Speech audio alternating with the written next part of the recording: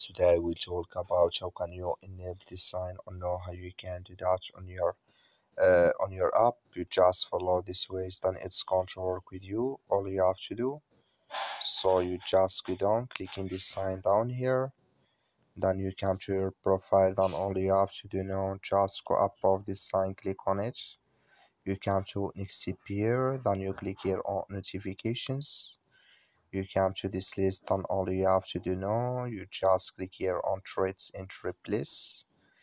Then you go down, just keep going down here. You click here on additional options in system settings. Then it's going to take you to this list here. Click on notification categories. Then you come to this list, just come here to accepted follow requests.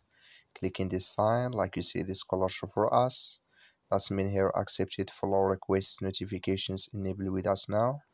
That's all you have to do. That's all. Thank you for watching. Don't forget to support us by liking and subscribe.